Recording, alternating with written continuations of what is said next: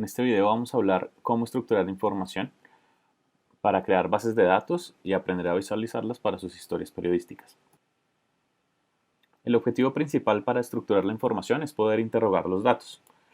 Para esto, los datos deben estar limpios y ordenados. Existe una diferencia sobre estos dos términos que trataremos más adelante con algunos ejemplos. Por lo pronto, pensemos que lo que entienden los computadores versus lo que entienden los humanos es diferente. Desafortunadamente, los computadores necesitan la información en ciertos formatos muy específicos para que puedan ser procesadas, mientras que los humanos somos más hábiles a la hora de interpretar diferentes tipos de información en múltiples formatos.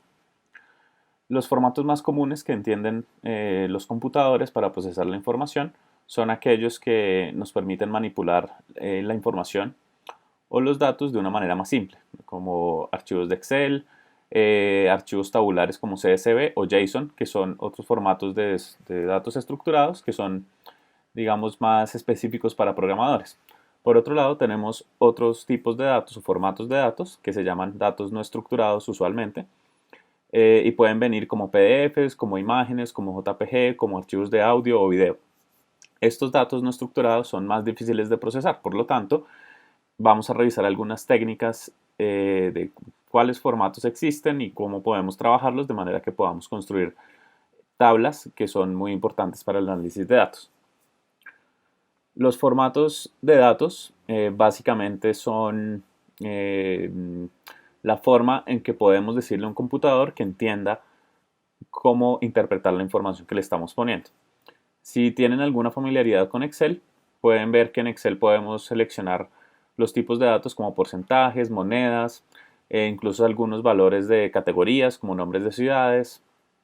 Podemos definir fechas, las fechas vienen en múltiples formatos también, puede ser año, mes, día, mes, año, etc. Podemos incorporar números, podemos incorporar incluso coordenadas geográficas o UIDs, que normalmente se refiere en inglés a Unique ID o identificadores únicos. Estos son muy importantes para la estructuración de información en formatos tabulares. Entonces hablemos un poco más de eso. Los datos tabulares son aquellos que se pueden representar como tablas. Básicamente existen tablas de información sobre las que podemos entender las propiedades de algunas personas, objetos, para poder visualizar la información. Entre esos, vemos acá un ejemplo. Tenemos un listado de personas que tienen nombre, apellido, edad y salario, y acá atrás tenemos otra tabla que tiene alguna información sobre personas vendedoras con una información por años. Fíjense que existen acá doble encabezado, mientras que acá solo existe un encabezado, y acá tenemos adicionalmente unos totales. Ya hablaremos un poco más adelante sobre eso. La diferencia entre datos limpios y ordenados radica en que los datos limpios son aquellos que nos permiten procesar la información de manera simple. Acá algunos ejemplos o algunos datos que no estarían limpios. Si por ejemplo tenemos una misma columna de sexo o género, hombre, mujer, MF, estos son la misma codificación, diferentes múltiples codificaciones para las mismas categorías. Esto dificulta el análisis de información. Si tenemos Bogotá con tilde o Bogotá sin tilde dentro de una misma base de datos, esa información son variaciones que los computadores usualmente no pueden interpretar bien. Otro ejemplo de datos sucios serían los formatos de datos de fechas, en los que no sabemos si los datos vienen en día, mes, año, mes, día, o incluso si se utilizan múltiples formatos dentro de la misma tabla. Asimismo, los valores numéricos recomendamos que no tengan adornos como los signos de pesos o los porcentajes, de manera que sean más fáciles de interpretar por las diferentes herramientas de procesamiento de datos. Aquí algún ejemplo. ¿Cuántas variables hay aquí? Podríamos pensar en principio que hay hombre y mujer. En realidad estas dos es una sola variable que podría llamarse sexo, y lo que termina pasando es que en esta tabla tenemos otra variable oculta en las celdas que corresponde a algunos valores o conteos de algo que desconocemos. En este caso, si bien la tabla está limpia porque los formatos de números están bien, las codificaciones están bien, es difícil interpretar y conocer cuál es la variable que tenemos oculta dentro de esta tabla de datos. Acá pasa lo mismo, tenemos una religión, tenemos algunos valores que podría ser algo de ingresos, por ejemplo, y tenemos otras variables ocultas dentro de las celdas que no podemos fácilmente identificar. En este caso los datos están limpios pero no están ordenados. Para que los datos estén ordenados, cada variable que se debe medir debería estar en una única columna. Cada columna debería tener un mismo tipo de dato. ¿Qué quiere decir esto? Que en toda la información que esté dentro de una columna debería hablar de lo mismo. Si tenemos fechas, todo deberían ser fechas. Si tenemos números, todos deberían ser números. Si tenemos departamentos, todos deberían ser departamentos y no deberíamos mezclarlos con municipios. Así, la información de cada columna debe tratar del mismo tipo de cosa. Adicionalmente, deberíamos agregar en cada observación, en cada fila, una nueva observación cuando van creciendo los datos. Los encabezados deben tener una sola fila. Vimos en el ejemplo inicial que teníamos unidades vendidas y años, donde teníamos una tabla con dobles encabezados. Esto es un buen indicio de que los datos no están bien estructurados para hacer análisis. No debería haber variables ocultas en las celdas, como los ejemplos que vimos anteriormente. Y cuando tengamos nuevos datos, deberíamos crecer en número de filas dentro de la tabla.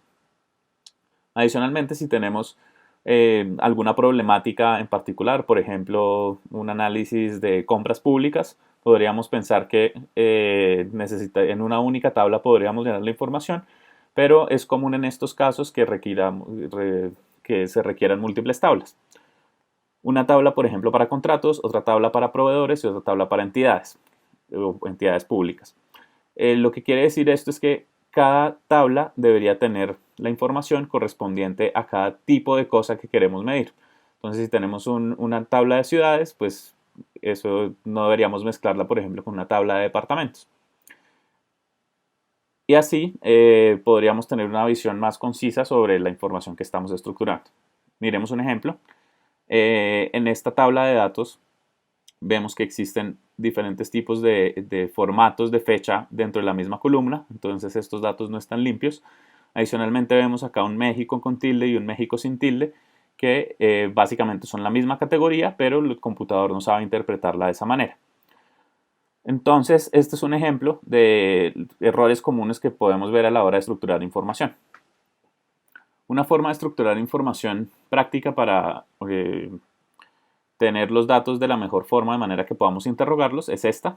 Usualmente tenemos, como ya mencionamos, variables que se esparcen por múltiples columnas, en este caso la demografía. En este caso lo que debemos hacer es convertir todas estas columnas en una sola columna, de manera que todo lo que está acá horizontalmente lo ponemos verticalmente y al frente vamos pegando todos los datos de arriba hacia abajo. Eso se llama convertir los datos de anchos a largos. Otro ejemplo, tenemos una base de datos que muestra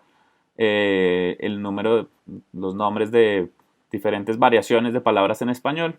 Entonces tenemos perro, por ejemplo, o bueno, cualquier otra palabra y que tiene diferentes significados en diferentes países de América Latina. Fíjense que si encontramos un nuevo significado, deberíamos agregar una nueva columna en la tabla, lo que, como ya vimos, podría ser un indicio de que la tabla no está bien estructurada, ya que cada nuevo dato debería hacernos crecer la tabla en el número de filas. Entonces, una forma de estructurar esta base de datos antes de tener la palabra y los múltiples significados es agregar los significados hacia abajo. Vemos esto, digamos, comúnmente en múltiples tablas que no están del todo bien organizados. Tenemos múltiples categorías y los totales directamente dentro de la columna. Ya vimos que este es un caso en el que puede llevar a errores porque podemos sumar toda la información de las columnas y estaríamos haciendo dobles conteos. Entonces, en estos casos es mejor remover toda la fila de los totales. Nótese que las tablas de las que estamos hablando son tablas para hacer análisis. Muchas veces las visualizaciones se pueden presentar como tablas que incluyen totales y eso está bien, pero si queremos analizarla es mejor hacerlo de la manera estructurada, como ya vimos. Se pueden estructurar datos a partir de textos. Este ejercicio se puede hacer manualmente, por ejemplo, estructurar los datos de las conexiones de Trump con Rusia. Esto es un ejercicio de una historia que cuenta la línea de tiempo de las conexiones de Trump con diferentes empresas, compañías o entidades en Rusia. Acá estructurar esta información de esta manera, donde creamos una tabla, por ejemplo, de conexiones y otra tabla de personas, Esto nos permite respondernos preguntas muy fácil. ¿Cuántas veces aparece alguna persona en la historia? ¿Cuántos embajadores rusos están involucrados? De esta manera podemos respondernos todas estas preguntas, cosa que no podríamos hacer fácilmente con los textos que tendríamos que releer y releer múltiples veces para responder cada pregunta a la vez. Entonces, como recomendación, siempre que tengan una historia para contar que por detrás se pueda estructurar como una base de datos, listen todas las preguntas que se les ocurra, que se puedan responder con esos datos y respóndanlas a partir del uso de agregaciones, totales, conteos, tablas pivote o tablas dinámicas en Excel o en cualquier herramienta de hoja de cálculo. Un ejemplo de cómo estructurar la información para una investigación es este. Pueden tener algunos bloques de tareas que son comunes, por ejemplo, hacer tareas de derechos de petición, conseguir los datos y estructurarlos como ya vimos que se puede hacer, determinar posibles historias, escribir secciones, diseñar el sitio o implementar el sitio, pensando por ejemplo, en un micrositio web para una historia con datos, y tener un listado de todas las posibles historias para contar.